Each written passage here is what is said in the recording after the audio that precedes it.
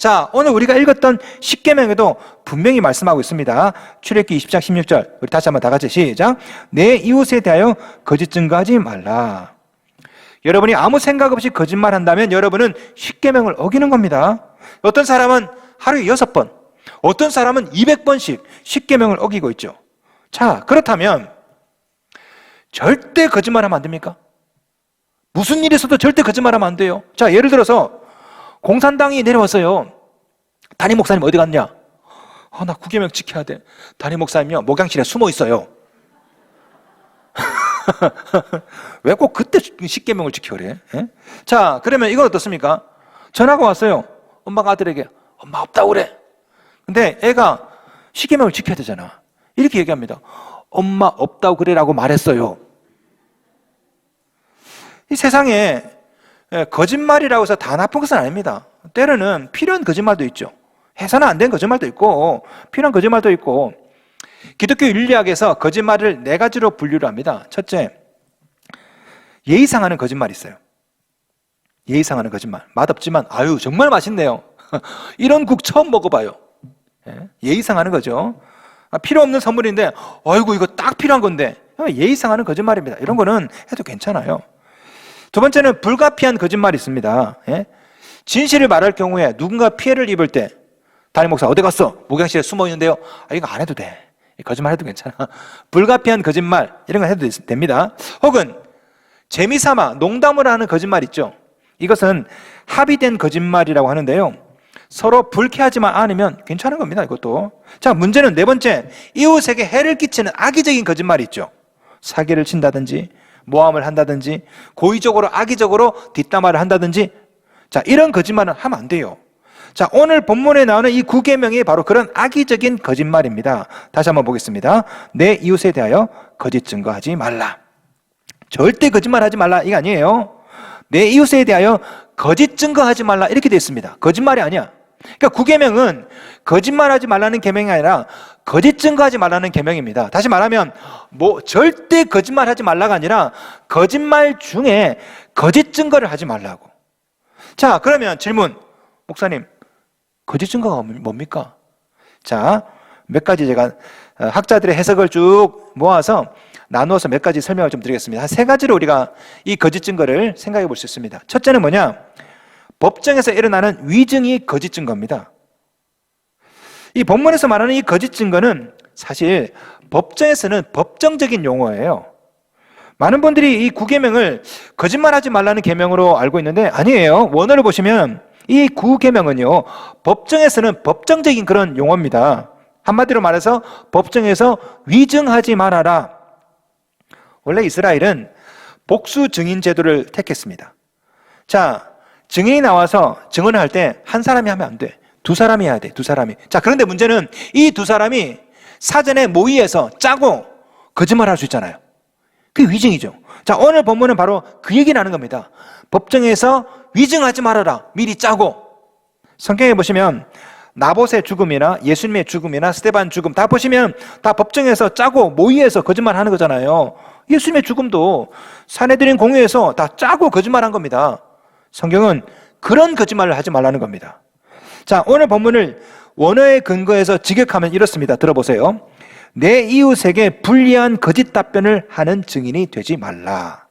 자, 출애굽기 23장 보시면요, 이 9계명을 조금 더 풀어놨습니다. 한번 보겠습니다. 23장 1절, 2절 제가 읽겠습니다. 악인과 연합하여 위증하는 증인이 되지 말며 다수를 따라 악을 행하지 말며 송사의 다수를 따라 부당한 증언을 하지 말며. 이 9계명을 20장이 나오는 9계명을 23장에서 이 9계명이 원래 뭔지 이렇게 풀어놨어요. 뭡니까? 위증하지 말라는 거죠. 성경은 이런 위증죄를 아주 엄하게 처벌하고 있는데요. 신명기 19장 18절 19절 읽어보겠습니다. 재판장은 자세히 조사하여 그 증인이 거짓 증거하여 그 형제를 거짓으로 모함한 것이 판명되면 19절 그가 그 형제에게 행하려고 했고한 그대로 그에게 행하여 너희 중에서 악을 제하라. 무슨 말이냐면요, 이스라엘에서 위증죄를 써요. 위증죄를.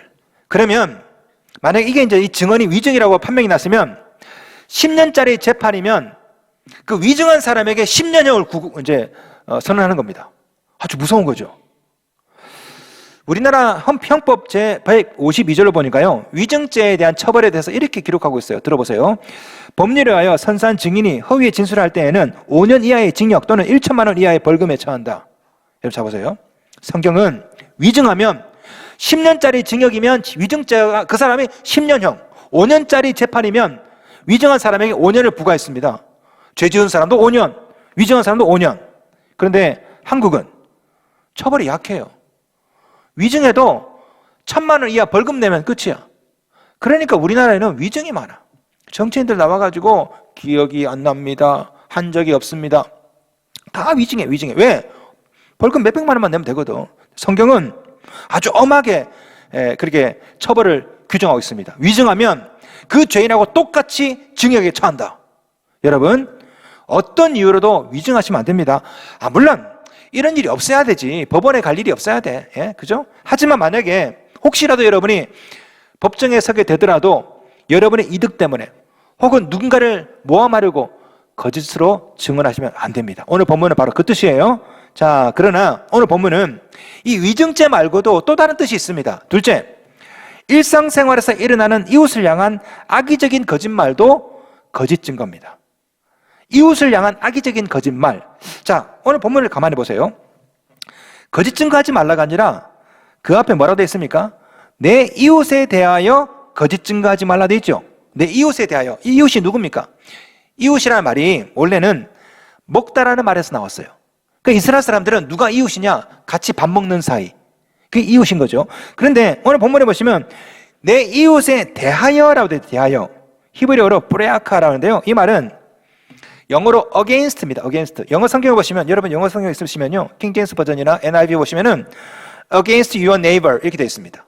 그러니까 네 이웃에 대해서 대항해서, against해서 그렇게 해서 거짓 증거하지 말아라. 자, 어떤 것들이 있을까요? 속임수, 혹은 뭐 중상모략, 험담, 뒷담화. 다시 말하면 네 이웃, 너랑 같이 밥 먹는 사이인 그 이웃에 불리하게 대항해서 거짓말하지 말아라.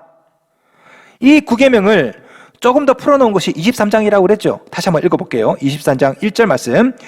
너는 거짓된 풍설을 퍼뜨리지 말며 악인과 연합하여 위증하는 증인이 되지 말며. 여기 써놨죠. 여기 두 가지 다 써놨어요. 하나는 거짓된 풍설을 퍼뜨리지 말며, 두 번째 위증하지 말며. 이 9계명이 이거예요. 두 가지. 법정에서 위증하지 말고 이웃에 대해서 거짓된 풍설, 다시 말하면 뒷담화하지 말고 험담하지 말고 중상모략하지 마라. 이게 9계명이라고. 자, 여러분 어떻습니까? 혹시 여러분은 같이 밥 먹는 사이 그 친구 없다고 혹시 뒤에서 뒷말하지 않으세요? 9계명 어기는 거라고. 그게 이웃에 대항한 거짓 증거예요. 거짓 증거. 자, 셋째, 진실을 알고도 침묵하는 것도 거짓 증거입니다. 많은 분들이 거짓말이 말로 하는 거라고 생각해요. 말로 하는 거. 그런데요, 때로는 침묵도 거짓말이 될 수 있어요. 침묵도. 자, 누명을 쓰는 이웃이 있어요. 혹시라도 나에게 손해가 될까 봐 침묵합니다.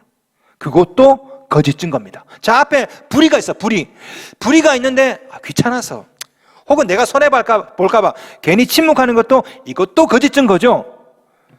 러시아의 유명한 시인이자 영화감독 예브게니 옙투센코, 예, 발음 좋습니까? 옙투센코라는 유명한 시인이 있습니다. 이 사람이 이런 말을 했어요. 들어보세요. 진실이 침묵으로 바뀌면 그 침묵은 거짓말이다. 다시 한번 잘 들어보세요. 진실이 침묵으로 바뀌면 그 침묵은 거짓말이다. 말 한마디만 해주면 돼. 그런데 귀찮아서 내가 손해볼까 봐 침묵하는 거죠. 아니, 내가 저 차를 끌고 가는 걸 봤어. 그런데 괜히 거기 막 연루되면 전화 받기 싫어가지고 그냥 모르는 척 하는 거죠. 이게 거짓말이라고. 불의를 봤어요. 예? 그런데도 조용히 침묵하면 그 거짓말이라고. 어쩌면은 교회가 성도가 할 수 있는 최고의 거짓말이 바로 침묵이 아닐까. 여러분, 예수 믿으면 천국 가죠. 안 믿으면 지옥 갑니다. 이거 진실이죠. 그런데 우리는 귀찮아서 침묵합니다. 가족에게, 친구에 대해서 예수 믿으라고 전도하지 않아요. 그 침묵이 거짓 증거라고. 교회가 할 수 있는 최고의 거짓말은 복음을 가지고 침묵하는 것입니다.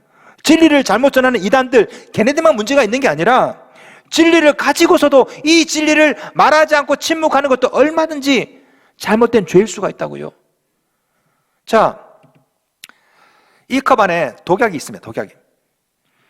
여러분, 이거 독약 아닙니다. 이것도 거짓말이죠. 그런데 이게 독약인데 이거를 마시는 것을 보고도 가만히 있으면 그것도 거짓말이라고. 누군가 독약을 마시면 뭐라 말해야 됩니까? 마시지 마세요. 그 안에 독약 들었어요. 말해야죠. 근데 우리 그리스도인들이 침묵합니다. 예수 안 믿고 지옥으로 가는데 침묵해요. 귀찮아서. 예? 성도 여러분, 우리 모두는 구계명에서 자유하지 못해요. 그동안 우리는 얼마나 많은 거짓말을 했을까요? 누군가 뒷담화를 하고, 누군가에 대해서 험담을 하고, 혹은 누군가가 죽어가는 것을 보면서도 귀찮아서 그냥 침묵하고, 불의에 대해서 침묵하고, 우리 모두는 구계명을 다 어긴 자들이에요. 5살인데 4살이라고 빡빡 우기면서 그냥 목욕탕에 그냥 공짜로 들어가. 10살이 돼야 놀이기구 탈 수 있는데 빡빡 우겨서 얘 10살이라고 막 얘기하면서 놀이기구 막 타. 전화 오면 엄마 없다고 그래. 아니 진짜 입만 열면 거짓말이야. 이걸 누가 보고 배워요? 자녀들이. 걔네들이 그대로 커서 또 거짓말합니다. 근데 정작 말을 해야 될 때는 침묵을 해요. 말하지 않아. 귀찮아서. 불의를 보고도, 누군가 예수 안 믿고 지옥 가는 것을 보고서도 침묵합니다. 우리 모두는 다 거짓말쟁이들이에요. 성경은 분명히 이렇게 말합니다. 잠언 19장 9절, 거짓 증인은 벌을 면하지 못할 것이요 거짓말을 뱉는 자는 망할 것이니라. 자, 보세요. 무슨 말씀이에요? 여러분이 사업이 망한다면 여러분이 무능해서가 아니라 어쩌면 거짓말을 해서 그럴 거 아닐까요? 거짓말을. 잠언 2장에서도 이렇게 말합니다. 표준 세번역으로 읽어드리겠습니다. 그러나 악한 사람은 땅에서 끊어지고 진실하지 못한 사람은 땅에서 뿌리가 뽑힐 것이다. 얼마나 무서워요. 에? 성도 여러분, 여러분 삶 가운데 얼마나 많은 거짓말을 하십니까? 기억하십시오. 거짓말하면 망합니다. 성경은 심지어 거짓말을 하면 심판을 받고 지옥에 간대요. 요한계시록 21장 8절 말씀, 거짓말하는 모든 자들은 불과 유황으로 타는 못에 던져지리니. 무섭죠. 요한계시록 21장 15절, 살인자들과 우상 숭배자들과 및 거짓말을 좋아하며 지어내는 자는 다 성 밖에 있으리라. 얼마나 무섭습니까? 여러분의 거짓말 때문에 망할 수도 있고 지옥에 갈 수도 있습니다. 여러분의 침묵하는 거짓말 때문에 누군가가 지옥 갈 수 있죠. 그렇다면 그 영혼에 대한 책임은 누가 져야 되는 것입니까? 자, 그렇다면 우리 어떻게 해야 될까요? 어떻게 해야 이 구계명을 제대로 지킬 수 있을까? 오늘 여러분에게 몇 가지 말씀드릴게요. 첫째, 이 거짓 증거하지 않으려면 참된 말을 해야 됩니다. 참된 말을. 이 거짓 증거하지 말라, 이 구계명은 다른 말로 말하면 참된 말을 하라, 참말을 하라 이 뜻입니다. 에베소서에서 이거를 분명하게 풀어놨는데요. 에베소서 4장 25절 말씀입니다. 그런즉 거짓을 버리고 각각 그 이웃과 더불어 참된 것을 말하라. 여러분, 거짓말도 습관이에요. 거짓에 중독성이 있습니다. 옛날에 했던 예능 중에 혹시 몰래카메라 기억나십니까? 몰래카메라? 되게 재밌죠. 누군가 속이는 거 상당히 참 재밌습니다. 이솝 오화 중에 양치기 소년 이야기 있습니다. 양치기 소년. 여러분, 그 양치기 소년이 자꾸만 거짓말을 하죠. 늑대가 나타났다. 여러분, 양치기 소년이 왜 거짓말합니까? 재미있어서. 자기가 거짓말하고 동네 주민들이 속고, 이거 얼마나 재밌습니까? 거짓말이 재밌어요. 여러분, 혹시 이 양치기 소년 그 다음 후속 이야기 아십니까? 모르시죠? 그 다음에 양치기 소년이 도대체 어떻게 됐을까? 네, 알려드릴게요. 자, 이 소년이 회개를 했어요. 이 거짓말이 나쁘구나. 절대 거짓말 안 해야 되겠다. 그런데 어느 날 마을에 갑자기 비행기 4대가 출현했습니다. 그걸 보고 뭐라 외쳤는데 갑자기 마을 주민들이 와서 다시 이 양치기 소년을 막 두드려 패는 거예요. 이 소년이 뭐라 말했을까요? 야, 넉대다 라고 말했답니다. 예. 예, 귀 있는 자는 들을지어다. 거짓말 자주 하면 버릇됩니다. 중독되고요. 험담하고 뒷담화하는 것, 이게 얼마나 재밌습니까? 여러분, 잠언에 보시면요, 이런 말씀 있어요. 18장 8절 말씀, 남의 말하기를 좋아하는 자의 말은 별실과 같아서 뱃속 깊은 데로 내려가느니라. 남의 말이 별식과 같대. 여러분, 뒷담화 되게 재밌죠? 누가 없을 때 한번 뜯어보세요. 얼마나 재밌는지 그냥. 예? 그런데 이런 거짓말을 계속 하다 보면 이게 병적으로 거짓말을 하게 된다. 병적으로. 거짓말이 거짓말을 낳고 거짓말이 거짓말을 낳고. 루터가 이런 얘기를 했어요. 거짓말을 참말처럼 진리처럼 말하기 위해서 항상 7개의 거짓말을 해야 되는데, 여러분이 거짓말 하잖아요. 이걸 갖다가 감추기 위해서 또 다른 7개의 거짓말을 하게 되거든. 문제는 이렇게 하다 보면 자기가 거짓말하고 나중에는 자기도 그 거짓말을 참말로 믿어요. 이게 참 희한하거든. 나치 선동가 괴벨스 아시죠? 괴벨스가 이런 말을 했습니다. 거짓말은 처음에는 부정하고 다음은 의심하나 계속하면 나중에는 믿게 된다. 그래서 정치인들이 거짓말하는 거예요. 처음에 거짓말해. 사람들이 거짓말하고 앉아있네. 거짓말을 계속하잖아요. 그 다음에 믿어요. 나도 믿고 대중도 믿고. 그래서 정치인들이 거짓말하는 거야. 거미는 자기가 입에서 뽑아낸 그 거미 줄에 거기 위에서 살아요. 집을 짓고. 그죠? 사람도 그래요. 사람도 자기 입에서 뽑아낸 그 말 위에 사람이 삽니다. 거기에 인생을 건설해요. 철학자 하이데거가 그렇게 얘기했습니다. 언어는 존재의 집이다. 여러분 인생은 여러분이 뽑아낸 그 말 위에 건설이 되는 겁니다. 입만 열면 거짓말이야. 입만 열면 욕이야. 그러면 여러분 인생은 여러분의 그 말 수준을 넘어가지를 못해요. 여러분 인생 자체가 거짓말이야. 그런데 여러분이 말하는 모든 말들이 사람을 세우고 진리를 말하면 여러분 인생이 진실된 인생이 되는 것이죠. 여러분, 이 세상은 온갖 거짓말이 난무합니다. 여러분 정치인들 보시고 장사하는 사람들 보세요. 비즈니스 하는 사람들 보세요. 입만 열면 거짓말이야. 다 거짓말이야. 다 거짓말. 이럴 때 우리 그리스도인은, 우리 교회의 사명은 진리와 진실을 말하는 것인 줄로 믿습니다. 그러나 이게 쉽지가 않죠. 왜? 말은 습관이에요. 언어 습관, 말버릇이라고 하지 않습니까? 아무리 노력해도 이 말버릇이 쉽게 바뀌지가 않아요. 제가 부산 사람입니다. 부산을 떠난 지 30년이 됐어요. 그런데도 지금도 가끔 부산 말버릇이 나와요. 나도 모르게 사투리가 나올 때가 있어. 내가 어떻게 배운 서울말인데. 말버릇이에요. 3살 버릇 80까지 갑니다. 이 말버릇은 잘 안 바뀌어요. 뒷담화 좋아하는 사람들 계속 뒷담화 합니다. 자꾸 이게 버릇이 돼가지고 안 됩니다. 예. 그럴 때 여러분 어떻게 해야 될까요? 도대체 진실을 말하고 싶은데 안 나올 때 어떻게 됩니까? 둘째, 찬송과 기도를 많이 하셔야 돼요. 찬송과 기도. 찬송을 많이 하고 기도를 많이 하면 말 버릇이 바뀝니다. 버릇이. 언어 습관이 바뀌어요. 우리 가수 남진 아시죠? 남진. 이분이 제2의 인생을 요즘 살고 있습니다. 이분 참 한번 모시기가 그렇게 어려워요. 예? 이번 11월 달에 우리가 가수를 저희 교회에서 한번 모시려고 하는데요. 남진 선생님도 정말 바쁩니다. 이분이 최근에 내놓은 노래가 뭡니까? 오빠 아직 살아있다. 아니 그거 한번 부르더니 떠버렸어 그냥. 예? 무슨 소파코사 노래 항상 나오셔 그냥. 예? 사람은요 노래하는 대로 되는 거예요. 노래하는 대로. 오빠 아직 살아있다. 살아있어요. 예? 여러분 노래방 가셔도요 자꾸 쓸쓸한 노래 부르지 마시고 아주 좋은 이렇게 밝은 노래 있죠. 뭐 아파트 이런 거 막 계속 부르다 보면 아파트 살 거야 아마. 예? 저도 가면 아파트만 부르고 있어. 나 아직도 아파트를 못 샀네 내가. 계속 부를 거야 살 때까지. 예? 노래가 말버릇을 만들고 그 말버릇이 사람의 운명을 만드는 겁니다. 자, 여러분의 말버릇을 고치려면 노래를 바꾸셔야 돼. 무슨 노래? 찬양, 찬송, 기도. 이 안에 얼마나 많은 긍정적인 말들이 있습니까? 이걸 계속 하다 보면 말버릇이 바뀌어요. 사도 야고보가 이런 말을 했습니다. 야고보 3장 10절 11절. 한 입에서 찬송과 저주가 나오는도다. 내 형제들아 이것이 마땅하지 아니하니라. 샘이 한 구멍으로 어찌 단물과 쓴물을 내겠느냐. 사도 야고보는요 샘에서 단물과 쓴물이 안 나오듯이 우리 입에서 찬송과 저주가 다 같이 동시에 나올 수가 없다는 거예요. 무슨 말이에요? 찬송이 나오면 저주가 안 나오고 저주가 나오면 찬송이 안 나오고. 여러분 잘 보세요.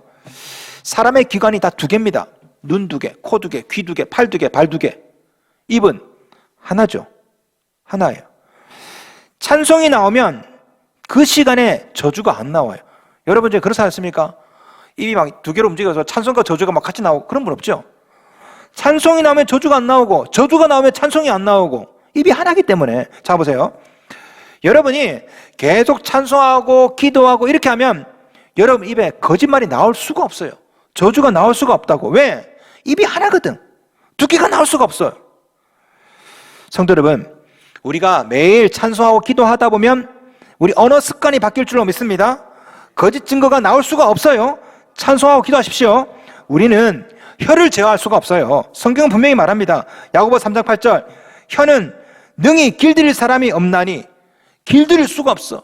결심해도 내 입에서 자꾸만 누구 험담이 나오고 욕이 나오고 이거 어떡합니까? 혀는 못 길들여요.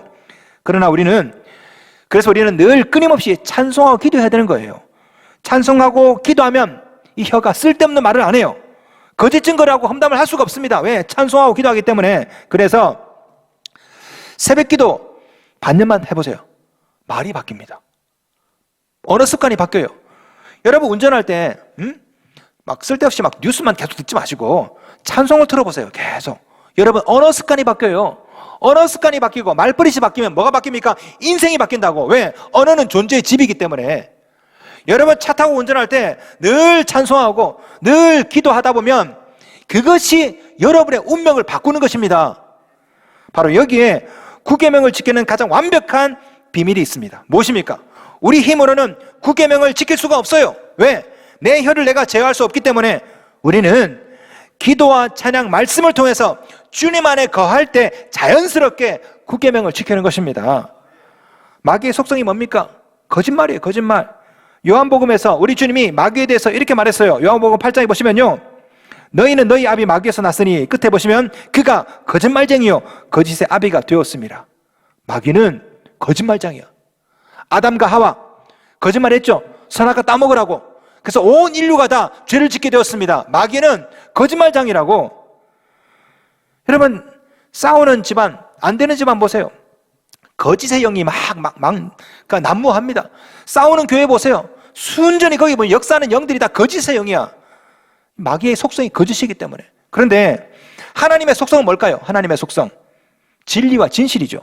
민수기 23장 19절, 하나님은 사람이 아니시니 거짓말을 하지 않으시고. 하나님은 거짓말 안 하세요. 예수님께서는 본인을 이렇게 말씀했습니다. 요한복음 14장 6절, 예수께서 이르시되 내가 곧 길이요 진리요. 예수님은 진리세요. 성령님은 진리의 영이십니다. 요한복음 16장 13절, 진리의 성령이 오시면 그가 너희를 모든 진리 가운데로 인도하시리니. 자 보세요. 마귀의 속성은 거짓이고 하나님의 속성은 진리입니다. 그러므로 하나님 안에 거하는 자는 자연스럽게 진리와 진실을 말하게 되어 있는 거죠. 왜냐하면 예수가 진리시고 성령님은 진리의 영이시고 그가 우리를 진리로 인도하기 때문에. 그러나 하나님을 떠나면 사탄의 정체성을 따르게 되어 있습니다. 사탄 마귀의 정체성이 뭐예요? 거짓이라고, 거짓말이라고. 입만 열면 험담하고 입만 열면 거짓말하게 되고. 여러분 왜 우리가 거짓말을 해서는 안 될까요? 왜 정직해야 될까요? 우리는 하나님의 자녀이기 때문에, 하나님께 속한 자이기 때문에 거짓말을 할 수가 없는 거예요. 성도 여러분, 하나님은 진리십니다. 그분의 자녀인 우리도 진실하고 진리를 전해야 될 줄로 믿습니다. 주님 안에 거하셔서 진실하게 신실하게 사시기를 바랍니다.